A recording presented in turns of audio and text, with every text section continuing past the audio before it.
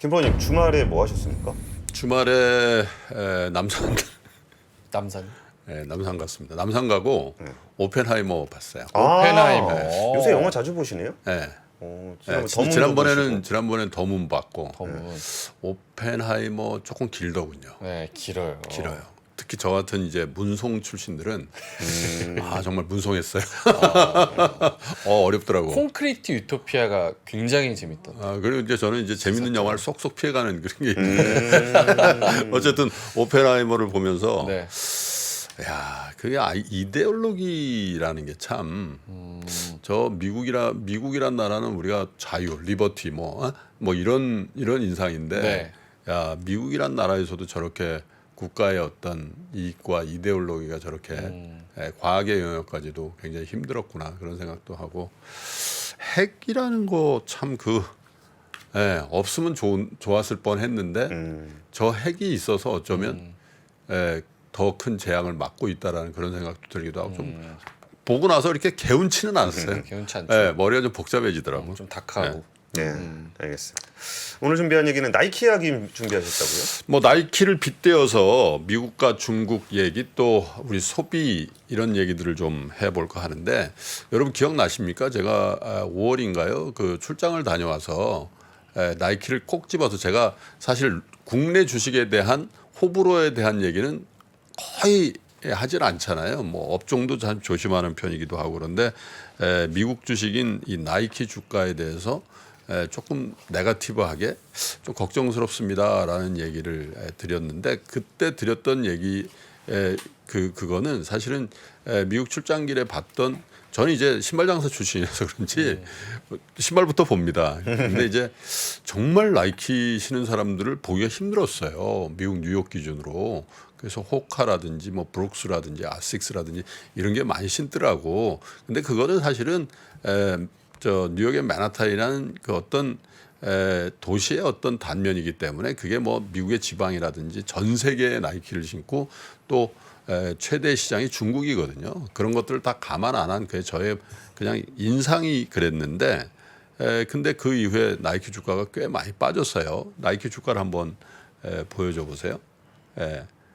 저렇게 보이니까 좀 덜 빠져 보이는데 저걸 좀 축약하면 최근 들어서 많이 빠졌고 나이키가 대체로 보면 나이키 몰이나 온라인으로 팔립니다만은 플라카 같은 이제 양판점이라고 하나요? 이런 이제 여러 가지 파는 데서 파는데 그 플라카 주가도 되게 좋지 않아요.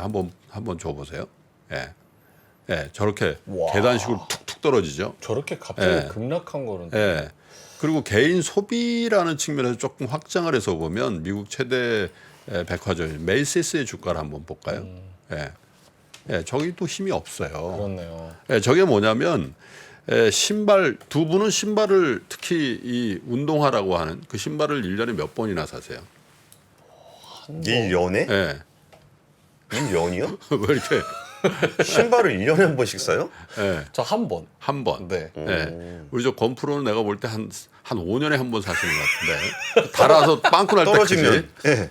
근데 그게 굉장히 그 오해예요. 이제 미국에서 이 나이키를 소비하는 층이 이게 인종을 말씀드려서 그런데 이게 백인이 있고 그 다음에 흑인이나 히스패닉 계열이 있는데 흑인이나 히스패닉 계열한테 1년에 몇 켤레 사요? 그러면 최소 청소년 기준으로 보면 최소 10켤레 이상. 1년에요?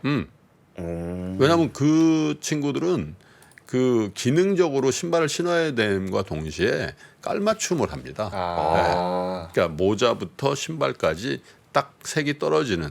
근데 그게 일반적으로 멋쟁이들만 그런 게 아니라 대부분의 청소년들이 그래서 사실 신발 장사를 하려면 흑인이나 히스패닉 동네 가서 해야 돼요. 리테일은. 백인들은 또 고르고 안 사는 경우가 많은데 흑인들이나 이 사람들은 들어오면 무조건 사는 경향이 많거든요.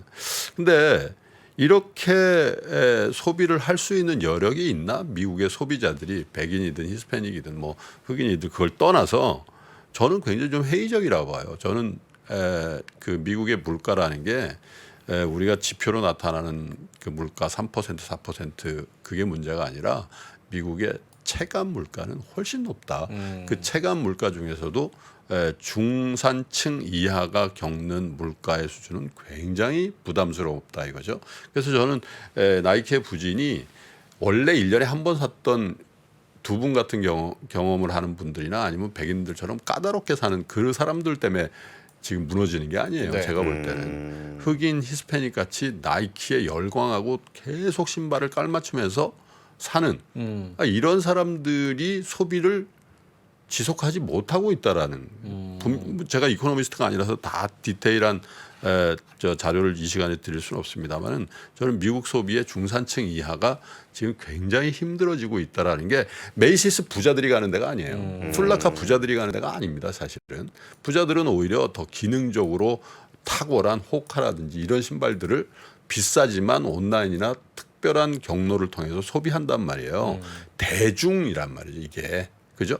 그래서 저는 미국의 전반적인 중산층 혹은 그 이하의 소비 여력이 굉장히 많이 침해되고 있다라고 생각을 하는데 여기다가 플러스 뭐가 있냐면 이 나이키의 소비처 중에 가장 중요한 데가 중국이잖아요. 예. 중국 시장의 판매 비중이 나이키가 굉장히 힘듭니다. 예를 들면 2023년 회계연도 4분기에 이제 회계연도가 이제 다르니까 3월에서 5월까지 기준으로 약 18억 1천만 달러로 분기 매출이 저 전체의 14.1%를 차지하는데 이게 중국 그 소비자들이 지갑을 닫기 시작하면서 굉장히 안 좋다는 거예요. 그래서 전반적으로 보면 양대 시장 미국과 중국이 전체적으로 다 싱크하고 있고 경쟁자들은 올라가고 있다라는 측면에서 굉장히 어렵고 아까 저 풀라카 같은 데들 보여드렸는데 네. 풀라카 같은 데들이 올해 연간 매출이 전년 대비 8에서 9% 감소할 것이다 이렇게 자체적으로 밝혔어요. 하루에 주가가 28.2%가 아까 계단식으로 툭툭 떨어지는 거 보셨죠? 그래서 이런 그 양판점에서 나가는 나이키를 비롯한 비교적 저렴한 혹은 중가권의 어떤 이런 것들을 못 받쳐준다 이런 거거든요. 또 하나 이제 지적하고 싶은 거는 나이키가 워낙에 거함이죠, 거함. 예. 그죠? 세계 스포츠 브랜드를 주도하는 거함인데 이 나이키의 비즈니스 모델을 이렇게 보면 생산을 직접 안 합니다. 단 한 켤레도. 그죠. 굉장히 안정적인 비즈니스 모델을 갖고 있어요. 옛날에 제가 했던 그 리테일러들한테 6개월 프리오더를 받아요. 그래서 6개월의 프리오더를 받아가지고 그걸 인도네시아나 베트남에 공장에 만들어서 납품하는 이 네. 구조를 갖고 있거든요. 그러니까 디자인과 마케팅만 하는 거예요. 근데 이 프리오더도 굉장히 강압적인 프리오더를 줘요. 왜냐하면 프리오더가 작아요. 그러면 필수 아이템 무조건 팔리는 신발들을 적게 주는 거예요. 에어포스 원이라든지 갑질이네, 갑질. 그렇죠. 청소년이 너무 좋아하는 조단 같은 거, 네. 에어 조단 이런 에어 것들을 안 주거나 조금 주는 거예요. 그러면 이 사람들은 그게 없으면 전체 마케팅이 안 되는데 그걸 받기 위해서라도 버블을 만들어줘. 그래서 라이센스 없는 대로 홀세일을 치고 이렇게 돼 있단 말이에요.